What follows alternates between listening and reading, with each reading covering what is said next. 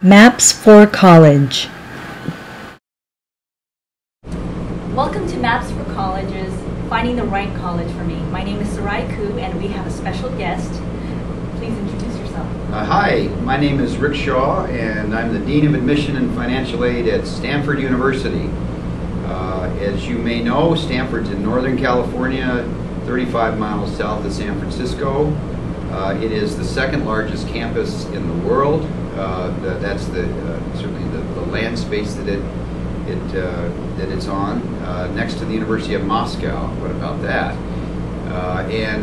We are an institution that is considered a university. It admits students at the undergraduate level. Could you talk to the viewers about authenticity? Right. We hear that all the time. I don't know how students and parents are receiving it. Maybe they understand that you have to be true to yourself, or they're thinking, well, if a Stanford University wants, some kind of student who does really well in school, they want to. What I've noticed is a lot of students are just taking the classes, just doing the extracurricular, but without really understanding why they're doing that and for what purpose. Right. Well, it's a good question, and it actually, again, let's go back to how many students we're evaluating. Well over 30,000. So the ratio of those applying to those admits about 1 out of 11. That's pretty tough. So if you're the one, probably the characteristics that we are reading for are that you do well in school. That's good. Grades and the kinds of courses you take are really the first and highest priority. We look at testing supplementally as well.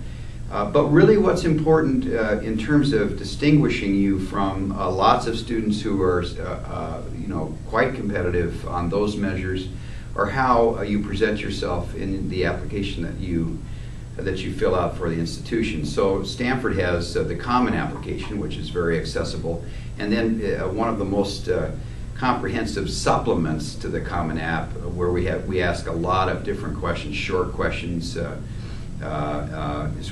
three sort of shorter essays and then a longer essay. So in all of those, that's where we get to know you as a young person, and we're not interested in your trying to figure out what the formula is in terms of applying to Stanford.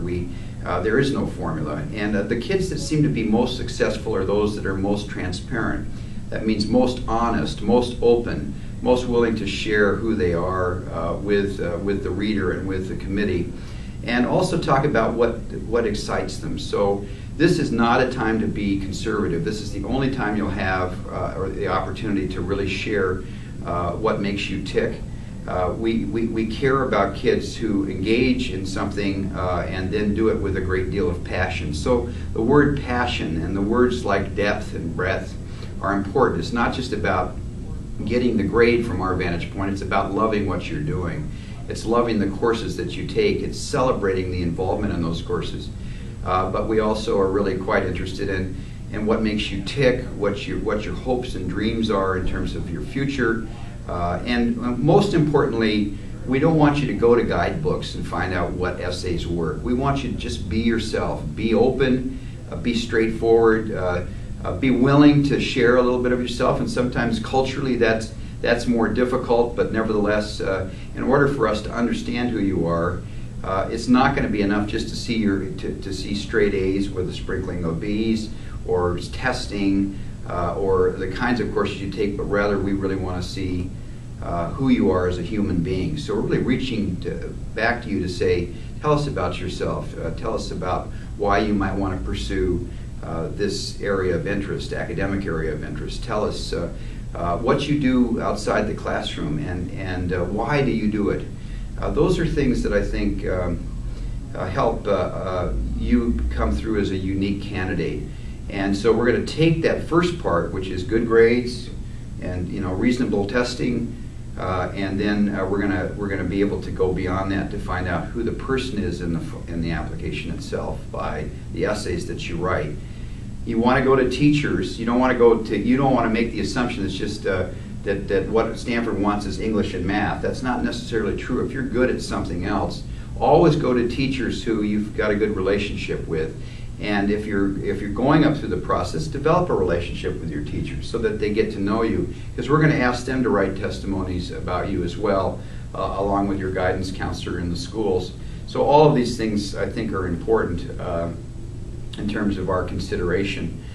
We're kind of interested, we know not all students come fully formed, at 17 years old, but we're kind of interested in your vitality. We use the term intellectual vitality. So again, it's not just about the fact that you can get the grades, it's about celebrating the experience of being a high school student, and I think that comes through and sometimes helps us make the decisions that we make about who to admit.